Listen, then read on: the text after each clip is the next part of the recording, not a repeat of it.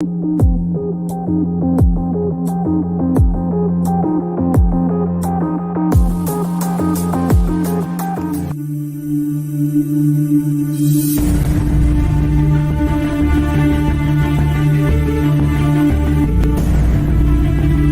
you for joining us on the New Bridge Radio Show. You can also catch us online at newbridgeradio.com. Find us on Facebook under New Bridge Radio Show or follow us on Twitter at New Bridge Radio. Now let's connect you with what's next.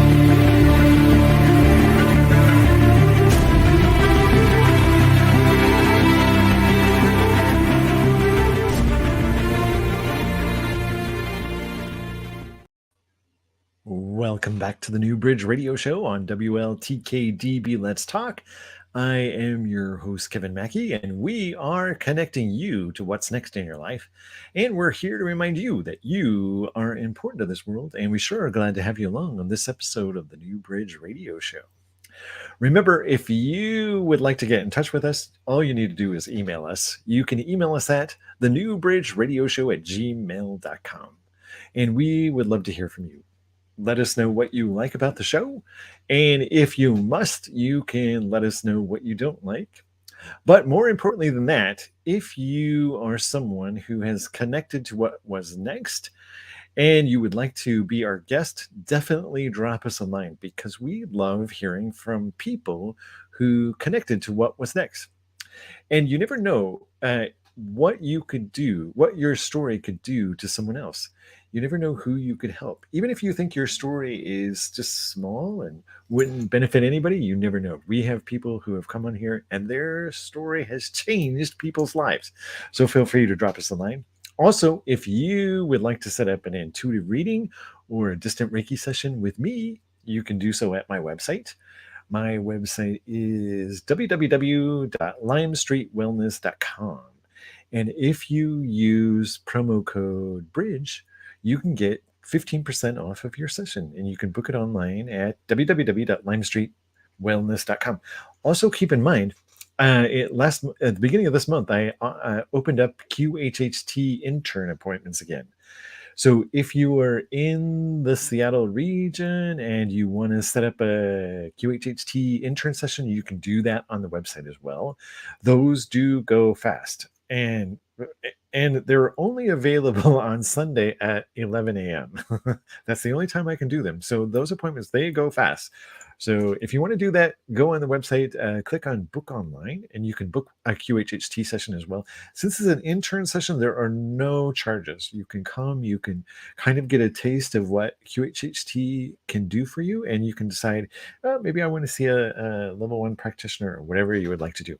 You never know what it could open up for you. So feel free to do that there as well. So tonight, there are no guests. It's just going to be you and me again. And we are going to be talking about the 4 agreements. But before that, I want to just be the first to tell you, or hopefully I'm the first to tell you, we have made it through the worst part of the year. Especially if you are a customer service person. And I have been a customer service person for a long time. And you know what I don't know why it is this way, but the first 3 weeks of January are just hellacious, and you can't really take that time as vacation. You have to go in, and customers are never at their best. Those first 3 weeks of January, it is a battle to to do anything, because it just seems like everything goes wrong. So if you didn't know, you know now that we are through the worst part of the year. From like when you go to work Monday, you are going to be amazed at how easy and breezy it is. Because we've also today is also the first day of Aquarius. And you know what's weird about Aquarius, and if you're like me, you've probably questioned this yourself. Aquarius, oddly enough, is an air sign, which just seems to not make any sense about astrology. Why is Aquarius an air sign? Well, I don't know. It just is. It's one of the 3 air signs. But it's also a good time to do your planning for 2023. It's a good time to sit down and think, what do I want to do? What do I want to do? Where do I want to be? And yeah, if you're like me and you've been through a job interview where someone asked you that question, where do you see yourself in 5 years? And you were like, I don't know. I don't know where I'll be in 5 years. That's such a difficult question to answer. And I've always kind of wondered, are they just fishing for ideas, asking me that? But anyway, it's difficult to do 5 year planning. But if you've never thought of this before, it's much, much easier to do 500-day planning. So, and that seems like a weird thing, but it really is. And so far, I've convinced no one of this, so I thought I'd give it a try with you all this tonight. It really is easier to do a 500-day plan. And, some people do vision boards and cut pictures out of magazines and put together their things of what they want to accomplish. And I've never been good at vision boards. So I create a vision spreadsheet, and I know that's a nerdy thing to confess to the whole world. I make a vision spreadsheet for my 500-day plan, and there's a Virgo midheaven in here, which is the reason why that idea appeals to me so strongly. Because you know Virgos are pretty much the data analysts of the world and the mathematicians. So, but the great sense of humor. But anyway, I always do a spreadsheet, and I break it up. I break down days into little tiny squares so that as I'm going through my 500-day plan, I can tick mark. Okay, I'm here. I'm here. How much time do I have to accomplish this?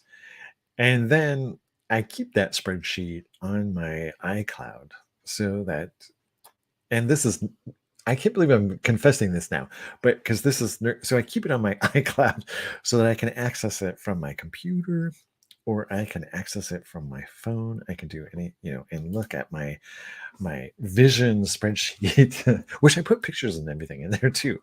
And I can see, oh, this is where I need to go. This is where I am. So you don't have to do a spreadsheet, but consider in your mind doing a 500-day plan. You can download a little timer app that will help you keep track of the days. And that's also helpful too. And you can look and say, okay, I'm at 232 days of my 500-day plan. But I don't know why that 500-day works, but give it a try. Give it a try and see if it works for you, because it does work well for manifesting or bringing things into your experience that you want to see.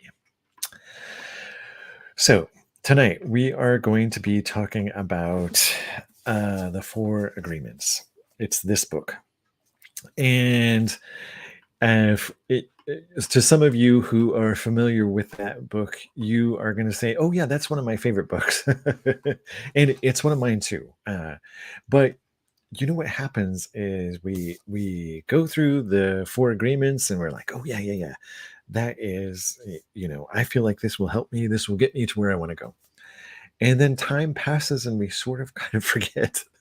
Now, what were the 4 agreements? How I don't remember, but I sure could use those now. So, I always kind of touch base with this book at least once a year, and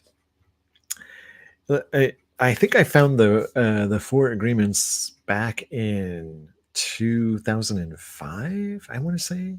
I think that was the time I came across Don Miguel Ruiz, was in 2005. And you know what? It was kind of like the universe was saying, "Hey, Buckaroo, you're going to need this," because everything went topsy-turvy 2 years later after I had found the 4 agreements. And it was a good thing I had them, because it was like, oh my goodness, good thing I read that, because it was really helpful in a time where everything was kind of coming unleashed on me. So I have the book, The 4 Agreements, and the actual physical book. And the thing about books is I always feel like I always feel like marking in them. And so every learning book that I've ever had since college has been marked up. And I always love finding books that have been marked up by people. And if they have, I buy them immediately. But anyway, I have the regular book, and I also have the believe it or not, I have the Kindle as well. And that's so that I can refer back to the four agreements, because sometimes I forget. And so tonight, I hope this is a refresher for you, and I hope we all walk away from here after tonight and think, okay, we know what the four agreements are. We are ready for 2023 because we've got our four agreements and we can march on and play nicely with everybody else. So, what are the four agreements? The four agreements are Toltec wisdom. The Toltecs were an ancient group of people from Mexico. And the book goes into more detail about who the Toltecs were. But in a nutshell, the Toltecs were scientists and artists who formed a society to preserve spiritual knowledge. So they believed very strongly that human beings were domesticated. They were led to believe things about the world by their parents. Their beliefs were always formed by parents or the other humans around human beings. And so children learned everything they needed to know from the human beings that were surrounded them, and they kind of became domesticated. And they learned how to be a human in the world. But the Toltecs really understood much more broadly than most humans.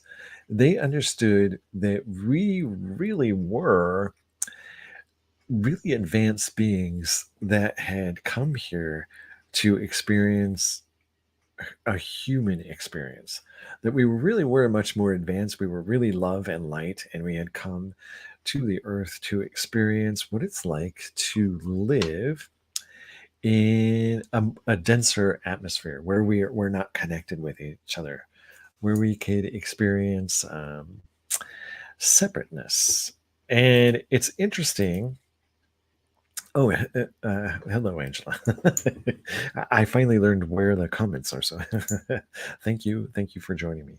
So um, the Toltecs wanted people to learn this wisdom that we really are uh, advanced, pure light and love. And so they set out to start teaching people. And what's interesting about that is I have begun to learn the same thing through hypnosis and doing past life regression for people. It is so interesting what happens to us, especially when you get people in between lives and you can kind of see what's really going on behind the scenes of what we are. We really are very advanced light beings, and we're coming. The goal of us being here is to experience ourselves and try to bring our true nature into this very dense reality. Is really the game we're all playing. We're trying to, with all of our might, to pull in what we really are, and we're getting better and better and better at it. And we're kind of on the forefront of this knowledge. And this kind of gets off a little bit from the four agreements, but this last couple of weeks, I have been very interested in a man by the name of Christian Sundberg. And it's Christian Sundberg, and it's Sundberg. Christian Sundberg is a nuclear physicist, right?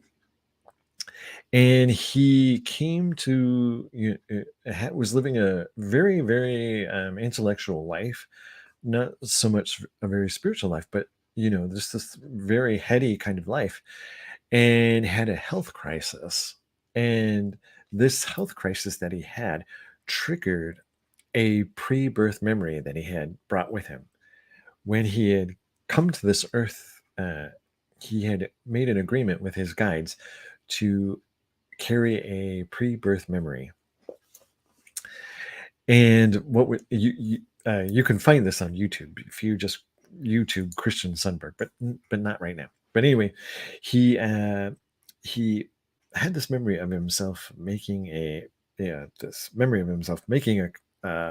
an agreement that he would come and have a pre-birth memory, and he saw himself being born. As a matter of fact, he drew the delivery room on a piece of paper, and he took it to his mother, and he's like, I have this memory of being born, and is this what everything looked like? And it was fascinating. What was fascinating is when he was chosen to come to Earth, he chickened out at first. He's like, no, I can't do this. I can't do this. When he started feeling himself forget as he was coming into this human body about to be born, he was like, I can't do it. Abort. And so he was able to abort. So go on YouTube and look for Christian Sundberg and read that, listen to his story, because it is fascinating. So anyway, back to the 4 agreements. As children, we really didn't have the opportunity to choose our beliefs. But we agreed with this information. We agreed that the dream of the planet would be our dream, that we would conform to the agreements that our parents, our family members, and our kin had created for us. And through the years, through all of these decades and these thousands and thousands of years, we have come here and we have kind of done such a good job at veiling what we are that we have kind of lost the ball in some cases. We have become what the Toltec call domesticated in our beliefs, and to the point where people don't even believe they're spiritual anymore. Like, that's phooey. We that's not the way things are, and they've rejected kind of everything spiritual and feel, okay, it's just a material world. There's nothing more to it than that, and what you can't see, hear, or taste, isn't really real. And so the Toltecs have had a time trying to convince people that isn't necessarily so. There is much more to the world that is unseen. And now physics is starting to find that out too. Physics have now, in the world of physics, they've begun to find dark matter, and they've begun to find unseen things about the world that we are just now learning about. And it's fascinating. It's fascinating. There's a documentary on Netflix. It's called "What the Bleep Do We Know?" And it kind of has that bleep. It's like, what the bleep do we know? It's physicians talking about the earth and the unseen things, and it's wonderful. It's a great documentary. It's "What the Bleep Do We Know?" And check it out if you have a chance. So let's talk about the first agreement that is in the 4 agreements. The first agreement is be impeccable with your word. And this is the most important one and the most difficult one. And your word does a lot. Your word is the power that you have to create. Your word is the gift that comes directly from God. And I really do believe that. You can walk into a room and really influence everything in the room just by what you say and what comes out of your mouth. It can be kind of easy to, change the energy in any environment just with what comes out of our mouth. And if we walk into an environment and we're saying things that are hostile or that are upsetting, it changes the energy of the room. And on the other hand, if we walk in and we say things that are uplifting, that are loving, that tends to change the room as well and change the energy. And being impeccable is not going against yourself. That's what the Toltecs mean about that. When you are impeccable, you take responsibility for your actions, but you do not judge or blame yourself. In other words, what they try to get through to people is being impeccable with your word is not using the word against yourself. So let's say if I see you in the street and I call to you, I yell out to you, I'm like, hey, stupid, look at me. And when you hear that in your own self, you just heard me say, hey, stupid. If you look at me, you are not going to be at all happy to me. And you are probably not going to like me for calling you stupid.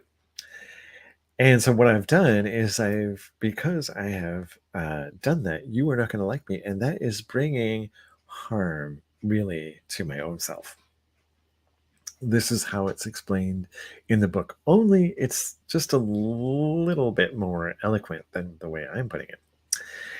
And I remember, you, you know, every time I look at the four agreements, I am always going to think of Eva Charlotte, who is on our show. Do you remember Eva Charlotte? For those of you long-time listeners of New Bridge Radio, she came on our show and she was in a relationship with Don Miguel Ruiz, the author of the book. She read the four agreements and she was like, I gotta fight, go and meet this man. And she was the person that had skydived out of a plane at like she was 4,000 feet in the air and her parachute didn't work and she lived. Like, remember that? And that happened to her. And then she went down to live with Don Miguel Ruiz. And remember, he had her sit in front of the mirror. He had her sit in front of the mirror for like a week. Maybe it was longer than that. I can't remember what she said. And all she did was look in the mirror. Yeah, he had her, she was learning the four agreements in a way that most people don't. And he said, I want you to sit in front of that mirror and I want you to look at yourself and say, I'm a parasite and I'm addicted to suffering. And remember that? And she's like, I looked at him and I thought that was the stupidest thing ever. But anyway, it did end up changing her. But anyway, so that's the first agreement. The first agreement is be impeccable with your word. And because it always comes back on yourself. And I think the last time we went through the four agreements, I was telling you this, that it's always better, be impeccable with your word. Always, especially in writing or in anything that people can pick up and read and know and see, especially right now, especially because we live in a time where everything is done through text messaging or instant messaging at work, and you never know if you're in the right window to begin with, or if on your phone you might accidentally be in the wrong window and sending a text to someone you don't intend to send a text to, or doing an instant message you do not intend to do an instant message to. So a good rule of thumb, in addition to being impeccable with your word, is if you're going to say something to someone, or you want to say something that's very controversial to your fellow employee, always do it in person. Preferably, if you're really angry at them, do it in person away from anyone else.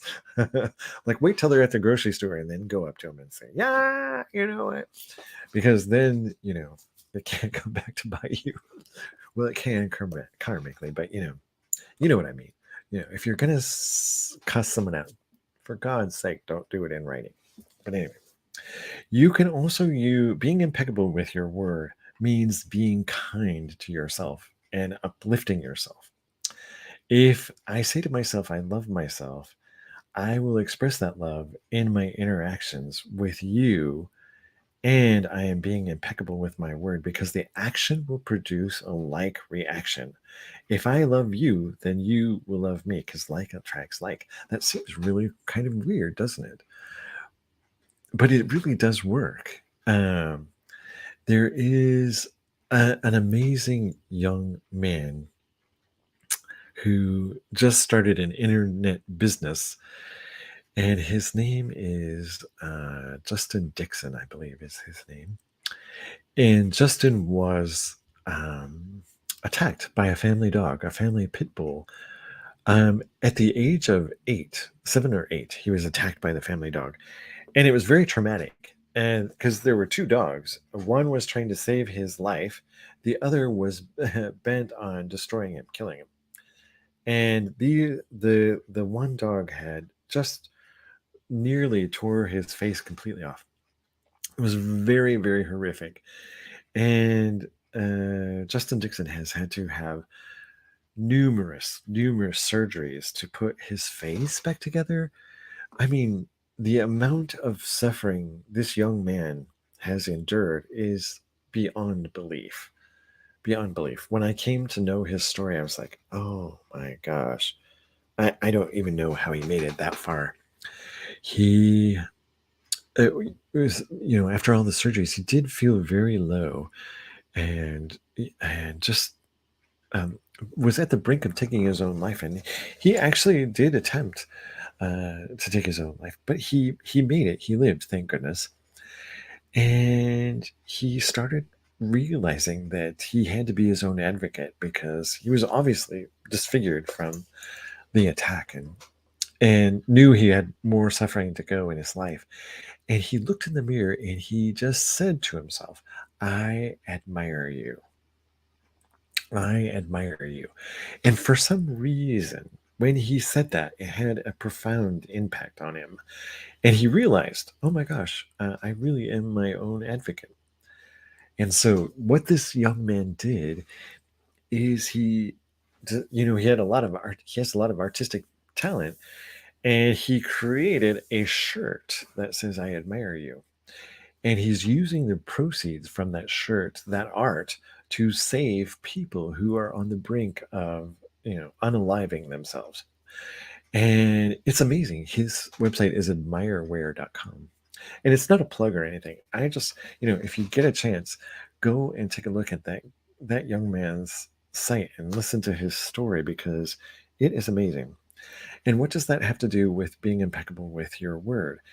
It has a lot to do, because how you treat yourself on the inside eventually makes it out to the outside. If you are really your own advocate, and if you can change your self-talk enough to say, I admire you, or I appreciate you, or I love you, that starts to change the inside, and then that changes the outside with the people who are around you. Especially if you are going through a hard time and people are bullying you, that can be a good time to learn that skill. And it ties so well into being impeccable with your word. The biggest point about being impeccable with your word is your own inner dialogue, really. That's what transforms you. And that's the first agreement, because that brings a lot of transformation. And you can just go to admireware.com and look at Jason's story, read his story, and see, because it does help you. It does change things. It changes if you deal with the way you are dealing with yourself. It will change the way others are dealing with you, because our goal, after all, is to bring our true nature into this reality. And as a hypnotist, I have started learning that more and more and more. Your consciousness is really willing to play. If you give it an opportunity, it will. So say to yourself, I am impeccable with my word, and nurture that saying in your mind. I am impeccable with my word. Before long, that does plant seeds of love rather than seeds of fear. Because fear is kind of a weapon. And tell yourself how wonderful you are. Tell yourself, you know what? I think you're great. Look yourself in the mirror. I am great. And it may feel stupid. And poor Eva Charlotte, she was in front of a mirror saying, I'm a parasite and addicted to suffering. But you could do something better. You can go and sit in front of the mirror and say, I appreciate you, I admire you. And that will start to break all those little teeny tiny agreements that we agreed to as we were growing up. Like we agreed, oh, I'm stupid, oh, I'm fat, oh. So if you begin to change that dialogue, you will begin to change everything. So be impeccable with word can lead you to personal freedom and huge success. Believe me, it can, because self-talk is very important in changing your consciousness. There's not a hypnotist on this planet that will not, that there, every hypnotist will agree with that. So agreement number 2, and also the most important one, and I feel the hardest one to do. The second agreement is don't take anything personally. And that is what it says it is. Don't take anything personally. Whatever happens, don't take it personally. And I used to hate this. I hate, sometimes when I was growing up, my mom would say, and if you're listening, Mom, but anyway, she used to say, well, you know what, Kevin, if life hands you lemons, just make lemonade. And she always was like, she never said it when it was at a point when you're up. It's always after somebody smacked you down.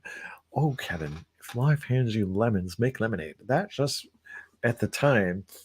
And then my mother's timing, she always meant well, but sometimes her timing was terrible. And you'd be like, oh, Mom, please, that's not unhelpful. But anyway, so, God bless her for trying. She's a good mother.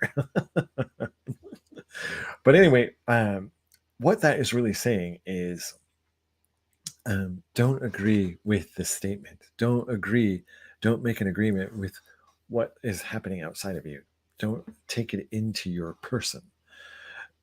Like let's say I was riding my bike down the street and my 10-speed, and I hear someone shout, hey, look at that fat old man on the bike. If I take that into my person, if I take that personally, I can actually make that an agreement in my own mind and bind myself up because the person who has said that has sent an energy to me that's somewhat negative. And if you take that negative energy and you let it swim and swirl around, you can create an agreement that will make that'll live in your person and affect the way you're dealing with yourself and the way you're dealing with other people. And that's really what that means. Nothing other people do to you is because of you. It's because of their own life. And maybe you have done this.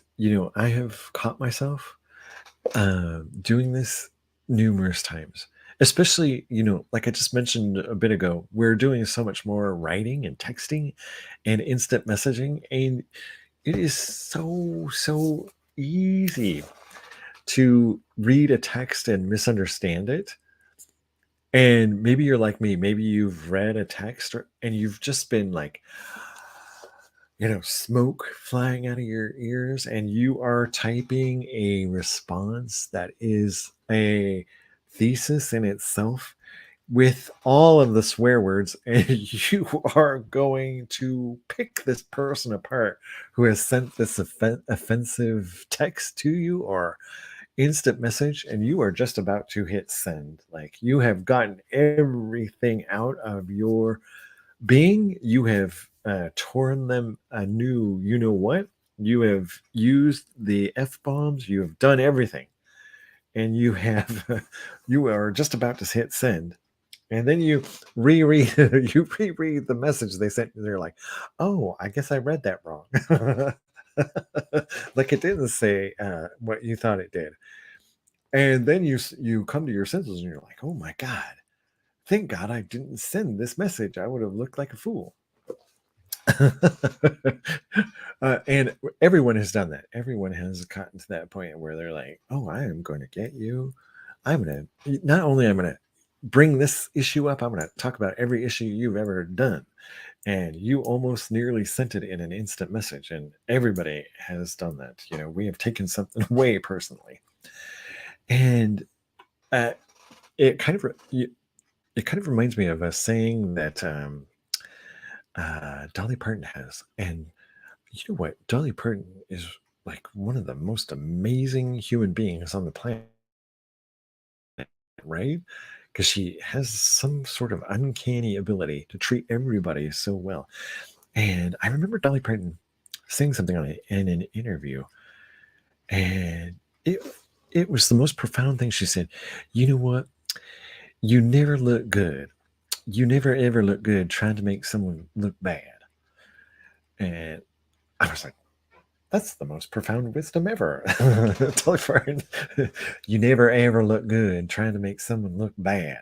And that is kind of along the lines of don't take anything personally. Don't take it personally, because it really is. So it's saying don't bring that into your being, but on a much deeper level, it is talking about transmuting negative energy, negative arrows that are being sent to you. If you can, that is a really advanced spiritual skill. And if I'm the first one to tell you this, it really is. Being able to take control of your consciousness and turn negative input into positive, or disperse it, is a really advanced personal skill or spiritual skill.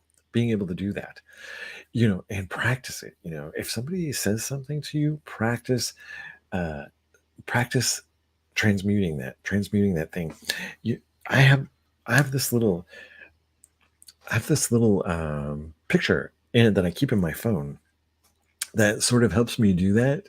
Like somebody might have come up to me and, blah, blah, blah, Kevin, or been on me. And I have this little picture in my phone that lets me kind of get out of that space. And I don't know why I'm doing this, but let me show it to you. Because it can really, like, it looks like this. Like, can you see that? And this is kind of a live picture. I don't know where I got it, but it's all of the chakra colors. That's the main reason I have it. And when somebody, is at me and coming towards me, like I talk to customers and all kinds of different people on a daily basis, and sometimes they're upset, and it has nothing to do with me.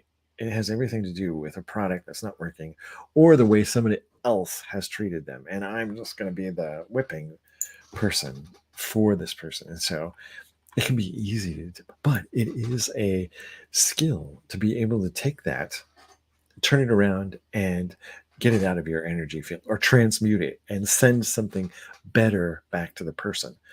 Like in my early days of customer service, they taught us, if you mirror back anger to someone that's angry, you're going to get angry back. And if you've ever, like, if you didn't believe it and you actually tried mirroring anger with anger, it gets out of hand really, really fast. um, the other thing that it does, that taking things personally does, is it puts a target on your back for predators. If especially people with narcissistic personality disorder, and there are a lot of people that have that, and it is kind of amazing. But if they find that they can get to you, that they can affect you with negative energy, they you become one of their favorite people, because narcissistic people love control and they love being able to affect people's emotions. And I grew up around one, so I know that this is the goal of every relationship, is to make you feel small, or being able to affect your emotions in that way. So that's the other thing that learning that skill can help you do, by not taking things personally, and being able to, in your mind, in your thought process, be able to transmute that thought into something positive. Like, oh, you don't need to hear that, honey. Yeah. Use your self-talk to, change the whole dialogue in your head, and that will give you back your thinking mind instead of your reactive mind. That will give you back your thinking mind, and you will be able to function. You'll be free. You'll know exactly what to say and exactly what to do. But if you get angry or you let yourself go into a negative space, you don't have all of your thinking mind. So that is what it's talking about. If you trust yourself and choose to believe in your own self, what someone else says isn't going to affect you. All right, so let me make sure we have everything.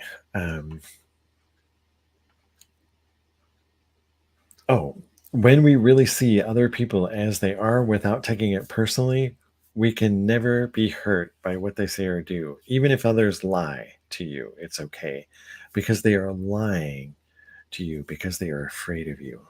So keep that in mind. Someone who might be treating you with disrespect, or in a way that you don't like, it could always be for reasons that you don't know. I had a lady that was angry at me and on the phone, but really what she was angry at is she was going through a lot of financial stress. And so that was the cause of it. It had nothing to do with me. And so sometimes people's behavior, the reason they're behaving badly, the reason they're negative, isn't necessarily their fault. And that not only could it be circumstances in their life, there could be a spiritual cause to it too. And I don't think we have time to get into that, but there are spiritual thought forms and ideas that can play heavily on you. And like I said, I don't have time, but I'm just going to give you this little piece of advice. Anytime you are in a situation where you're suddenly thinking about the people who matter most in your life, and you're starting to think horrible things about them, like, oh, I should just cut this relationship off right now. Anytime that line of thinking starts coming into your mind about your most important relationships, that may be from an outside source. And I'm just putting it out there. So if you find yourself nitpicking, that might not be coming from you, right? It might not be your fault, because there are thought forms that kind of do this kind of. And for God's sake, if there are thought forms that are that like feeding off of fear and negativity, especially around stupid things like sports teams and politics, especially politics.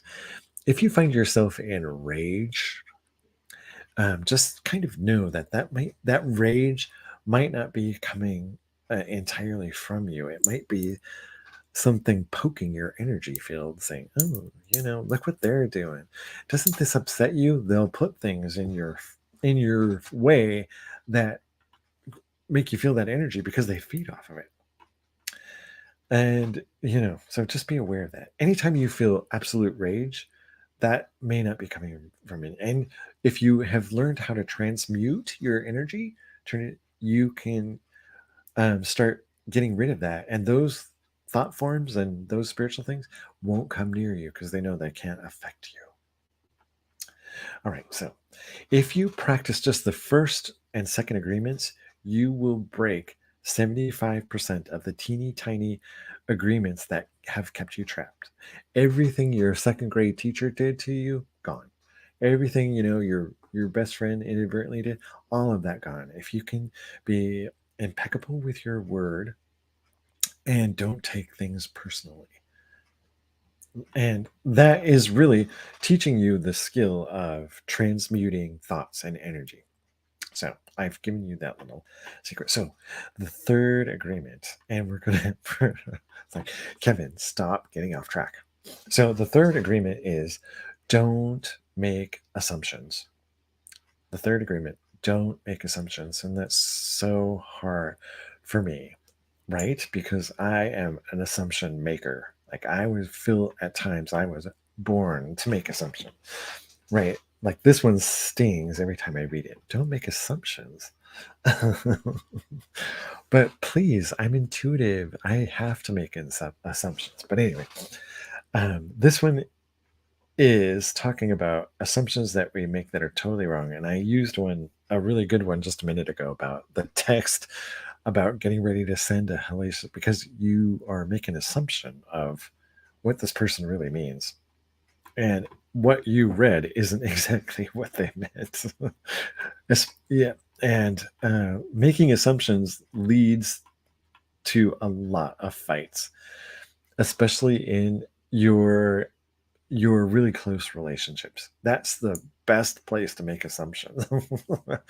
You know why? You know why I think it is because we all think on the inside, well, why are you asking me how I feel? I mean, you of all people should know. You know me better than anybody. That really is, the people close to us are the cause of so much assumption making, right? Like, oh, like somebody might, one of the people closest to you might might just make a request, and they mean nothing, but they might make a request of you, and you're like, oh my god, I have to do everything, right? Like, isn't that the way? Especially if you have other siblings, like it's my turn again. Those kind of things that we make assumptions about. Oh, they just don't appreciate me, or they don't. I have to do everything. Those are where the assumptions lead, right? And we're all guilty of it, right? Especially if you're a middle child. If you're a middle child, you are stuck in a kind of hell that not many people understand. So believe me, I'm a middle child, I know. um sometimes we think my love will definitely change someone. You know what? I can fix them. I know what I can do. I'm just going to assume that this is wrong with them. I can fix it. I can change everyone. That's what it talks about in the book, the Four Agreements, about fixing people. Like, oh, you know what they need? I've got just what they need. And, every time I've ever thought that in my life, I just need to befriend that person because I'll make everything better. It never, never, ever works. Like, you always end up looking so idiotic on the other end. So that's another part of making assumptions, like assuming that you're more gifted than you are is also making an assumption. The day you stop making assumptions, you will actually communicate cleanly and clearly, free of emotional poison. Because when you stop making assumptions, you then have to start asking questions. And, we're kind of afraid to ask questions. Oh, that's going to be rude, or that's going to be impolite. But if you start asking questions, you're going to be a little bit clearer on where the person is coming from than if you just assume that you know where it is. And if you can make this one agreement, it will definitely change your life if you don't make assumptions. That's agreement number 3. And if you have stuck with me to this point, thank you, thank you, thank you. Thank you, One. Thank you. Oh, One, I think you've got a show. And I haven't seen it yet. Sherry, hello, Sherry. Hello, Maya. Thank you for sticking with me. Thank you for being here. We are finally at the 4th agreement. You're probably like 2 people who have not seen me just on my own. You're probably like, I wasn't quite expecting that.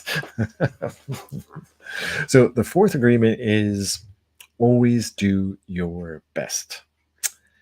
And yeah, whenever you can. Now keep in mind that your best isn't the same all the time. Your best is good when it's 10:30 in the morning and you're awake and you're at your best and you can actually do your best. There are times when life just throws curves and your best isn't normally what you're best at. And if you do your best or what you can at the moment, it always comes back to you.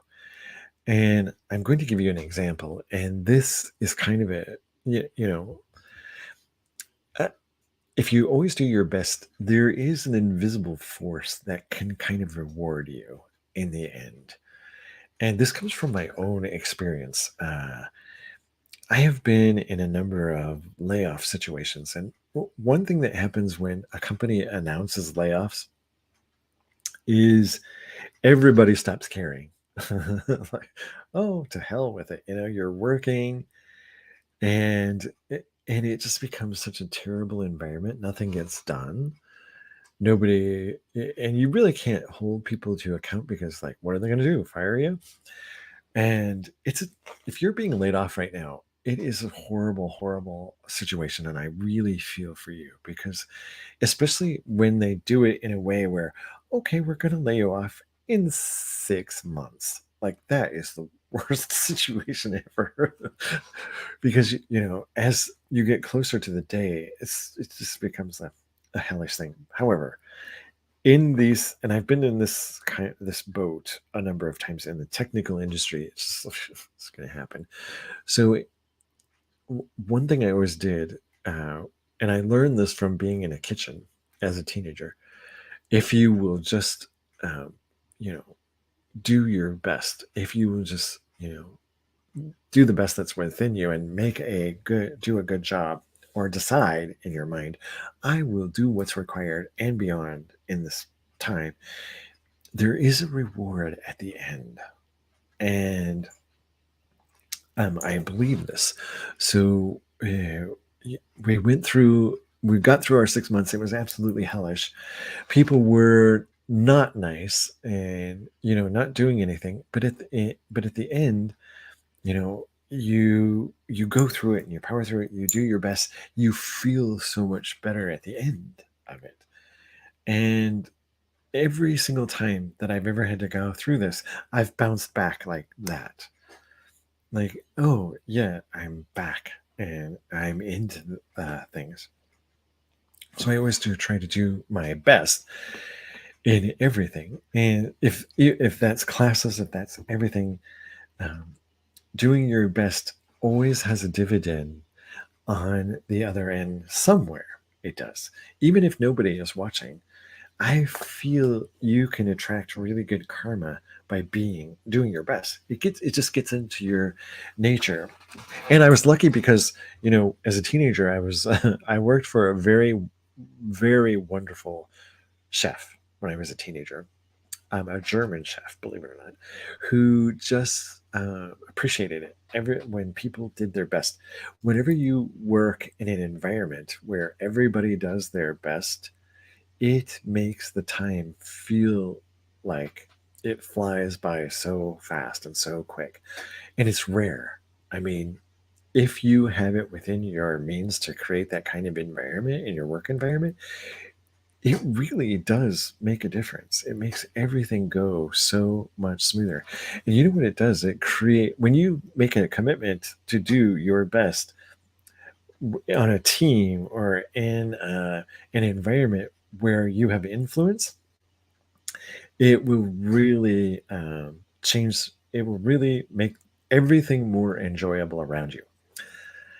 And I'm going to, in the time we have, I'm going to say something from NLP that is absolutely true. If you know about NLP, there are presuppositions in NLP.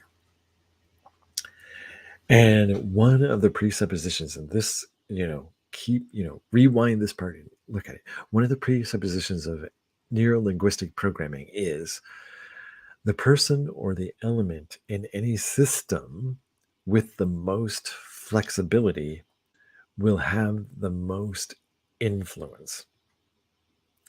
The person or element in a system with the most flexibility will have the most influence. That is true. That is absolutely true. When you come in and you do your best, people notice. It changes the environment. It changes the way people think about you. And if you do your best, you will break the spell of apathy. And that can really drag your spirit down. It can really drag your mood down. So always seek to do your best. So that is the 4 agreements in kind of in a short session. So if you have read the book before and you have forgotten the 4 agreements and you needed this little refresher, you are welcome. I needed it as well. And this is our yearly refresher on the 4 agreements. And I do thank you for being with me, and thank you for hanging through the 4 agreements. And I hope you will pick up the book. Get the hard copy, take your pen, write notes in it, and go through the whole thing as well, because you won't regret it. The 4 agreements can help you in your life and help you to make agreements that give you and create freedom in your own experience. So thank you to everyone that has joined me and has stuck through this lesson with me, yours truly, Kevin Mackey. And please join us next week on the New Bridge Radio Show. Our guest will be Nina Bigham, and she is so fascinating. She channels Archangel Metatron. You do not want to miss next week, because that show is going to be fascinating, especially if you've ever heard of Metatron or have some inkling of who he is. Definitely join us next week. So that's going to do it for us on the New Bridge Radio Show. I want to thank my producer, Todd Bates. Thank you. I know you're so busy. Thank you so much for doing this for me. And to all the other hosts, thank you for everything you do. Take care and have a good week. The truth is here and now on WLTK-DB Talk Radio at WLTK-DB.com.